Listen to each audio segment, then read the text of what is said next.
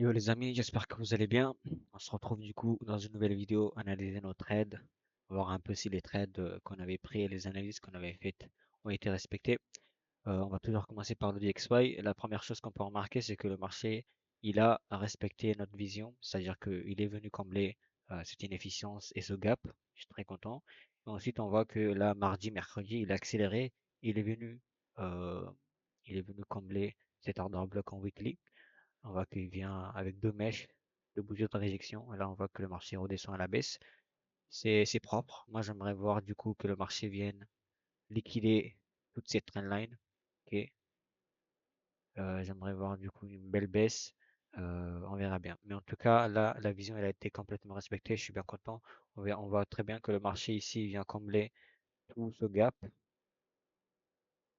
Hop, on va mettre en gris. On voit que le marché vient combler le gap et c'est propre. Ça, c'est du coup le DXY. Maintenant, on va regarder le pétrole. Hop, ce qu'on peut remarquer sur le pétrole, c'est que il commence à accumuler un peu dans cette zone de gap. Voilà, il vient combler cette VG et celle-ci. Il vient également combler cette IPA et cette IPA. Du coup, le marché devient totalement équilibré. Ensuite, ce qu'on peut remarquer en une heure, c'est que là, en fait, il nous a créé des lots. Ok, il nous a créé des lots ici, ici. Ce que j'aimerais voir, c'est vraiment, là, on voit qu'il vient combler cette VG, une baisse qui vient liquider tous ces lots, celui-là et celui-là. Et ensuite, un modèle vraiment baissier, une prise de liquidité quelque part ici, et me placer sur un trade comme ça. Ça, c'est ce que j'aimerais voir. Maintenant, c'est à surveiller. Je sais que bon, là, c'est un peu compliqué parce que ça ressemble plus à de l'accumulation qu'à une structure baissière, ok? Mais on verra bien. Ce que j'aimerais vraiment voir, c'est une accélération très agressive à la baisse qui vient vraiment sweep toute cette liquidité. Donc, ça, c'est du coup le pétrole. Qu'est-ce que j'avais? Attendez, hop. Bon, on va pas s'attarder sur le Bitcoin. L'or, j'avais une analyse en cours. J'avais dit que, bon, là, il redescend un peu, mais pour résumer un peu ce que j'avais dit, j'avais effacé ça parce que sinon, c'est pas propre. Hop, les, parfait. Voilà. Du coup, pour reprendre ici, en fait, j'avais dit que j'attendais des structures. Ok, là, on est en train d'avoir des structures. J'aimerais voir du coup là ici une accélération qui vient chercher ce high et ce high, qui vient combler déjà toute cette inefficience, ce gap, pardon, et un retracement quelque part ici pour acheter et viser ce high ici. Ça, c'est ce que j'attends sur l'or. C'est une analyse que j'ai déjà faite du coup dans la précédente vidéo. Je vous invite d'ailleurs à suivre un peu cette série. Comme ça, moi, vous avez la suite, vous avez un peu de l'ordre en fait, toutes les analyses que je fais. Au Rocade, bah, il nous a respecté aussi notre vision parce que il est venu chercher. Hop, j'efface ça. On peut voir que le marché, nous, on attendait cette prise de liquidité. Et là, on voit très bien que le marché, il est venu le chercher. Hop, il est venu chercher ce lot, très propre. Maintenant, on peut voir que le trade, il a été complètement respecté. Il retrace, il nous fait un peu une accumulation dans cette zone, ok? Mais ce qui nous intéresse, c'est que voilà, la liquidité, elle est respectée. Euh, Maintenant, on va voir, mais je pense que on devrait rester vraiment sur cette tendance baissière, ok? Pourquoi pas aller chercher ces lots, celui-là, ok? On verra bien, mais en tout cas, je pense que là, il est bien parti pour continuer la tendance baissière, ok? On voit très bien qu'ici, il y a un order block, hop, ici. Et pourquoi pas avoir une baisse comme ça, directement à partir de fin de journée ou même demain. Ça, c'est du coup le recad. NZD4, je pense qu'on a, oui, ouais, c'est bon. On a touché le TP final. Je suis très content parce que c'est une analyse que j'ai vraiment suivie de A à Z avec vous. On voit que moi, je me suis positionné ici. Et là, on a tout ce mouvement. Le trade, il a duré, je pense qu'on peut regarder, il a duré combien de temps? Hop.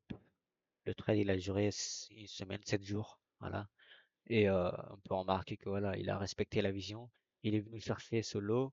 que j'avais indiqué. Il est aussi, là, il est bien parti pour lui chercher un solo aussi. Voilà. On verra bien. Mais en tout cas, là, pour le moment, moi, je suis sorti de position. J'ai pris mes profits. J'avais pris mon TP1 et mon TP2, il se trouvait ici. Du coup, je suis bien. Je suis bien. Je suis bien. Là, j'attendrai juste cette prise de liquidité pour confirmer que le marché il a vraiment envie de descendre. Ce qu'on peut remarquer, si je refais un peu l'analyse, c'est que vraiment, on était dans une tendance full baissière. On était vraiment dans une tendance baissière. On voyait que le marché il était efficient.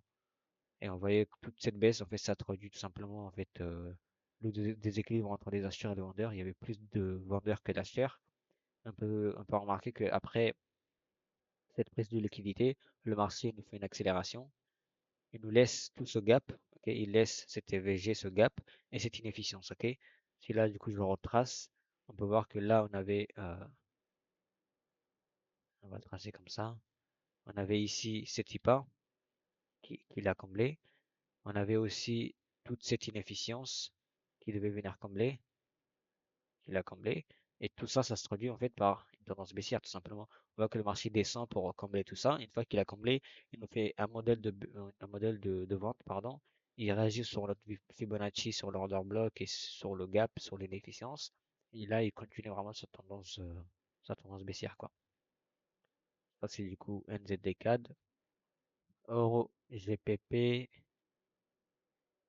Ouais, bah, Euro GPP, c'est un peu, lui aussi, il rentre un peu dans une zone de l'accumulation, mais c'est propre, j'ai envie de dire, parce que là, dans un premier temps, il a réagi une fois sur un gap daily. En daily, je crois, oui, c'est un ancien daily, on avait ce gap. Et on peut remarquer qu'une fois qu'il a réagi dans ce gap, il nous a donné un mouvement baissier. Il vient chercher des liquidités. Maintenant, il remonte. Ok, il remonte. Il revient dans cette même zone en prenant cette liquidité. Intéressant. Maintenant, il a quasiment tout comblé. Là, il repart avec des bougies de réjection. Je pense que là, c'est bien parti pour aller chercher ce lot. Et ce lot est comblé, bah, finalement, cet order block en weekly. On verra bien, c'est à surveiller. EURUSD, finalement, notre analyse, elle a été respectée. Je suis en position actuellement. Hop, on va le mettre en arrière-plan comme ça. J'avais dit que j'attendais du coup le marché revenir dans cette zone, combler l'order block, l'inefficience qui se trouvait là, et tout ce gap qu'on avait. Et en plus de ça, bah, réagir sur les zones Fibonacci. Et ce qu'on peut voir, c'est que le marché, il nous fait vraiment une accélération très propre. Il vient tout combler. Deux bougies de réjection. Là, il repart à la hausse. Mon TP1, il se trouve par là ou par là, je sais pas. Mais en tout cas, dès qu'il touche mon TP1, je me mettrai à break-even et on verra bien. Mais en tout cas, là, la position, elle est vraiment très propre. Autre chose, je pense que j'ai fait le tour. Hop, on va regarder s'il y a d'autres positions. Si je peux vous analyser quelques paires comme ça en vif. AUD, JPY, qu'est-ce qu'on peut remarquer? Alors, AUD, JPY, on a vraiment une tendance de fond qui est haussière. C'est clair que là, le marché, il est totalement haussier. Ok. Ensuite, on peut voir qu'en daily, là, c'est en daily, on a un gap ici. On a un gap en gris que j'ai tracé, hop, qui n'a pas été complètement comblé, ok. Ensuite, si je vais en As4, qu'est-ce qu'on peut remarquer? Hop, le marché là, il est très bien parti pour redescendre à la baisse. Pourquoi? Parce que là, il réagit aussi dans un gap. Ok? Il réagit dans un gap. Il prend ses liquidités, celle-ci, et il se rapproche de cette zone. Très intéressant. Maintenant, je pense que là, avec une deuxième bougie 4 heures, il pourrait venir chercher ce lot, celui-ci, et repartir à la baisse, soit à réagir dans cet order block, soit réagir ici, soit il pourrait tout simplement, en fait, voilà, il pourrait soit réagir ici et repartir à la hausse, soit il pourrait hop, et redescendre, combler euh, le gap en daily, combler le gap en daily et après repartir à la hausse. Ça, c'est du coup ce que je vois sur la UDJPY. Je pense que c'est intéressant à surveiller parce que on pourrait avoir un trade à l'achat à prendre, tu vois. Parce que ici, moi, s'il revient sur cet order block et qu'il me montre une tendance haussière avec des prises de liquidité ici, ici, et que j'ai un modèle d'achat quelque part là, moi, je me positionne à l'achat. Et si ici, il revient dans cette zone et que dans cette zone, il me montre aussi des modèles d'achat avec des structures haussières comme ça qui sont liquidées. Comme ça, il y a un modèle de vente, enfin, un modèle d'achat, pardon, ici, j'achèterai aussi. Mais en tout cas, là, j'attendrai déjà des cassures à la baisse pour confirmer que vraiment on repart baissier. Il nous laisse en plus de ça, parce qu'on peut voir ici vraiment toute cette liquidité, euh, un espèce de support quoi. Il nous laisse tout ce support.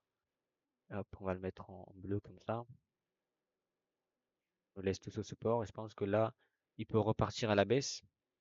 On va essayer d'effacer un peu plus de dessins. Hop,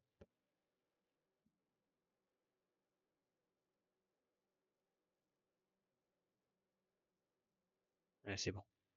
Du coup, maintenant, ce que j'attends, c'est quoi? C'est prise de liquidité.